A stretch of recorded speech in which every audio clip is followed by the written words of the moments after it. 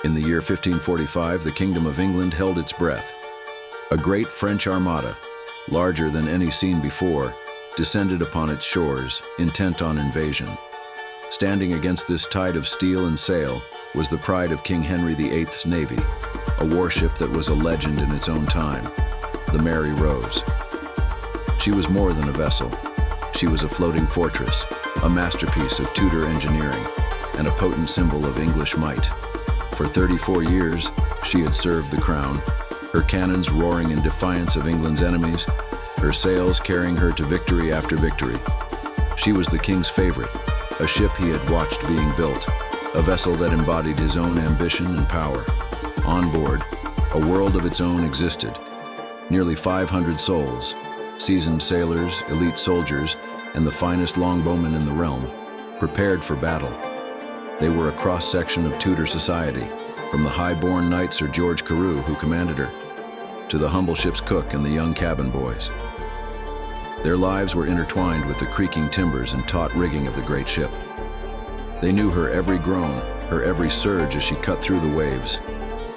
They had loaded her 91 heavy guns, polished the bronze cannons that bore the king's insignia, and stacked thousands of arrows, ready to rain death upon the French. The ship was a marvel, armed to the teeth and brimming with confidence, a veteran of countless skirmishes, seemingly invincible.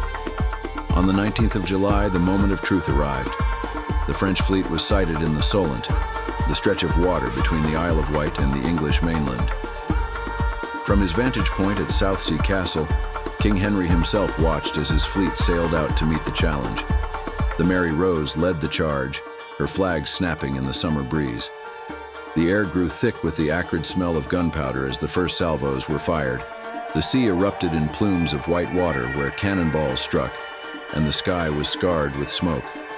The Mary Rose unleashed a devastating broadside, her heavy guns tearing into the French galleys. The battle was joined, a maelstrom of noise, chaos, and violence. Then, in a heartbeat, triumph turned to tragedy.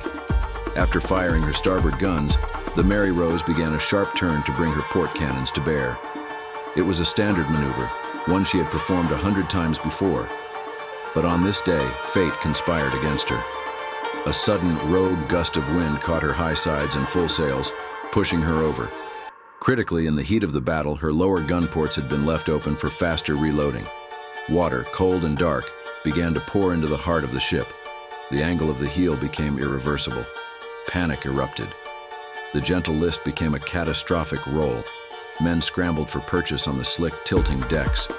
The anti-boarding netting designed to keep enemies out now became a deadly trap, keeping the crew in. Below decks, there was no escape. The ship went down with shocking speed, swallowed by the Solent in mere minutes, taking almost all of her crew with her. Fewer than 35 men survived. From the shore, the king could only watch in horror as his beloved flagship, the jewel of his navy, vanished beneath the waves. For centuries, the Mary Rose lay in a watery grave, her secrets preserved in the cold, dark silt of the seabed. She became a ghost, a legend whispered among sailors. But she was not forgotten.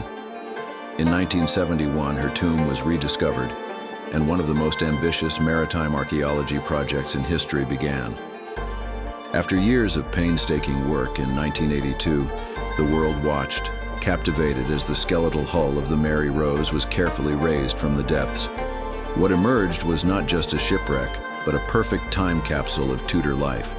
Thousands of artifacts, from the archer's longbows to the sailor's shoes, and even the night combs used by the crew, offered an unprecedented glimpse into the world of 1545. Today, the Mary Rose rests in a dedicated museum, a silent, powerful monument to a single terrible moment in history. She is a testament to the ambition of a king, the lives of the men who served him, and the unforgiving power of the sea, a story of glory and of a grave. Subscribe.